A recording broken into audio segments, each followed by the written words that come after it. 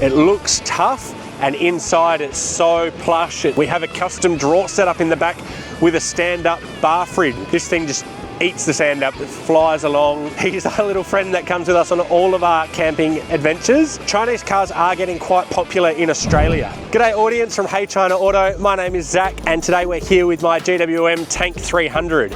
I give this car a rating 10 out of 10 for its off-road performance, the way it looks, and overall comfort. Those are some of my favourite features of the tank. The orange is very striking and stands out on the Australian landscape, especially these pristine white beaches. It looks tough, and inside it's so plush, it's comfortable, it's soft touch leather everywhere. We love it.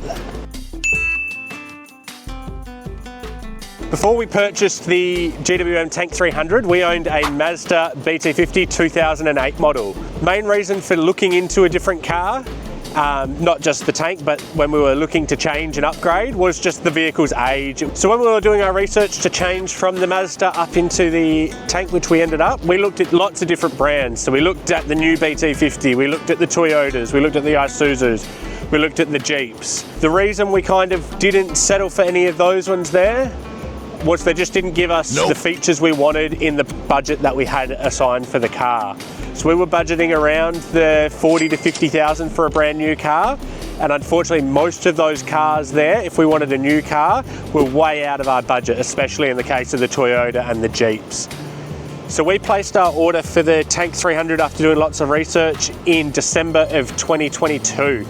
So originally when they came to Australia and were announced, you could only order a hybrid, which is what we had on order. Come to June of 2023 and the hybrid had been delayed a few times, and they had just brought the petrol into Australia. Our local dealership had got the petrol model and invited us in for a test drive just to make sure we were still happy with our order for the hybrid. After driving the petrol, I asked if I could change the order to the petrol, and he said, yes, of course you can. What color do you want? And we said we'd take this one. The very first thing we did after driving it off the showroom floor was to my mates at Adventure 4x4. They're a four-wheel drive accessory shop in Rockingham, and they had a good look over it, and we worked out what we could do to change it, to modify it for my needs.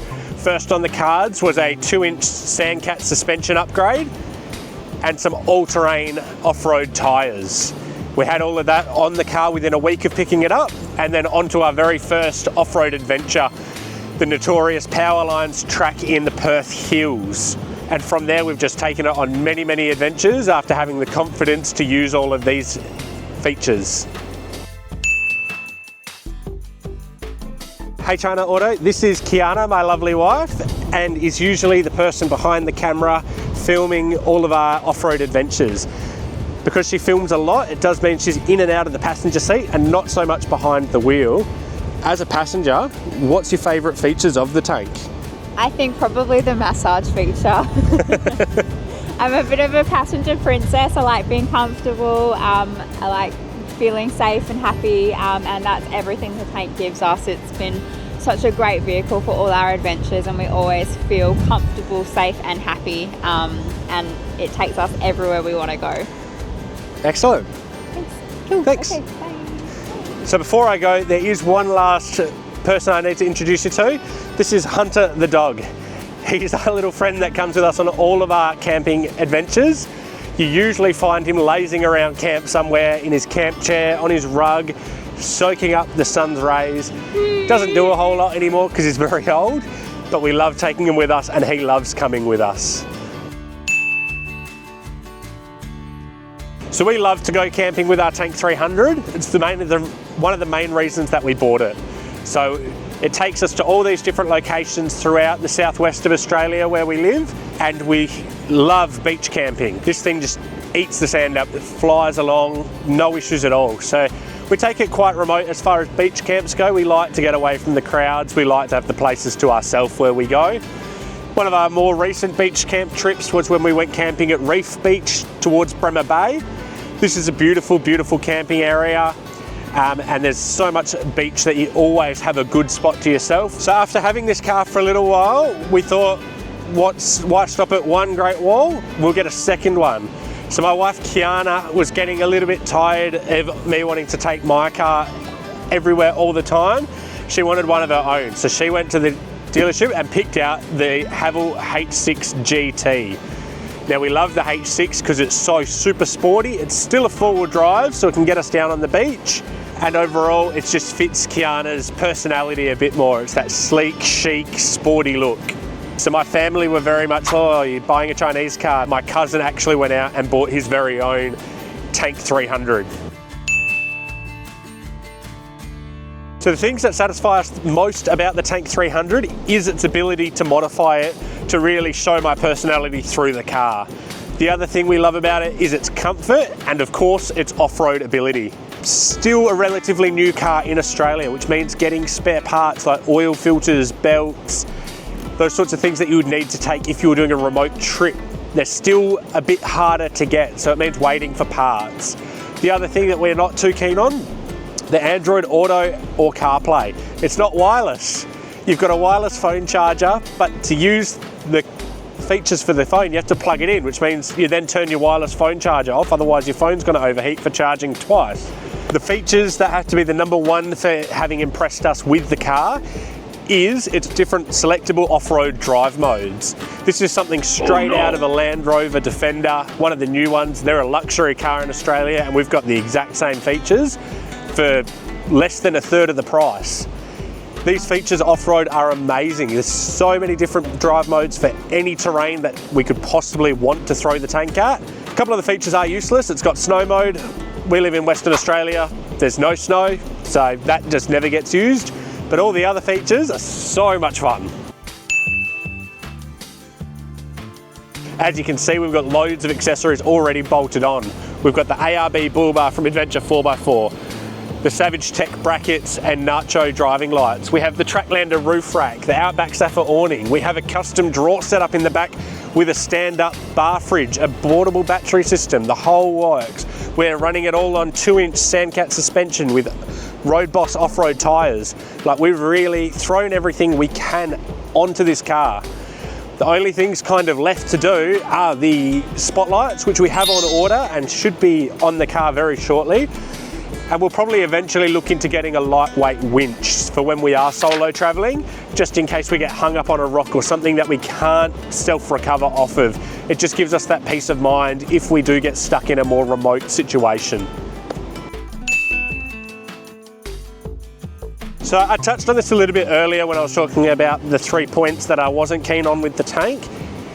Was about the after sales service, not so much the service side of things, but the ability to buy spare parts that you would need on a remote trip throughout Outback Australia.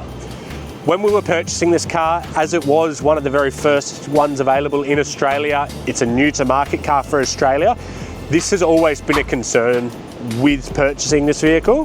So it means when we're going to do a big remote trip, it's not so much throw the swag on the roof, jump in and away we go like you could do with, say, a Toyota or an Isuzu. It just means we have to be a bit more careful and pre-plan our trips. It means going, what routes are we going to take? Where can we get spare parts if we needed to? And what spare parts would we be likely to need on a remote trip? It's not the case of driving up the highway in our old 70 series Land Cruiser, busting an axle and there's one on the side of the road because someone else has left a car there. It's one that we've always been a bit more cautious on, but we're gearing up to do a very big remote trip shortly. And we will have everything planned in place so that way we can comfortably do this trip. So I'm very grateful to say we were lucky enough to be invited to China last year. We got to go to the Chengdu Auto Show and see the GWMs all on display, all the different models. We got to see their factory where they're built and the process they're built through, how it goes from the very start design process to the end product. Going to China, our whole conception, I suppose, of Chinese cars has completely changed from what we thought. We always knew that after owning the Tank 300 for a while that they were reliable, they were good, they were efficient, they were absolute beasts off-road. But going to China and seeing them there and seeing what we don't have in Australia, they've got the Tank 500 HI4T, they've got the Tank 700 on the same platform, they've got all of these different brands of Chinese cars, absolutely leaps and bounds ahead of anything we've got in Australia. I'm very, very excited for what the Chinese market does bring to Australia, and more importantly, what GWM themselves are going to bring to Australia with the HI4T platform. So Chinese cars are getting quite popular in Australia. GWM themselves actually just cracked the top 10 car manufacturers as far as sales units, and they were ranked number 2 for hybrid car sales in Australia. So people are definitely picking them up a lot more and being swayed to go with these. I think it's partly because other brands that have established themselves are beginning to price themselves out of the market. A very similar four-wheel drive in, say, a Jeep is $30,000 more expensive than this here. It's too expensive for us to afford. If we were looking the Tank 500 as a family car, it's equivalent in Toyota for the Prado or the Toyota 300 series. They're $20,000 to $30,000 more expensive. Again, they're just getting too expensive. So I think people are going with the Chinese cars purely because their budgets don't allow them to go with what they know. They're moving to these cars, they're trying them, and they're loving them. And more people are getting on board because their friends are picking them up, their family are picking them up, and they're being swayed more and more to the Chinese cars. It's a very, very cool place because the more people that get on board, the more accessories that are going to become available, which means we can keep modding our Tank 300. 教练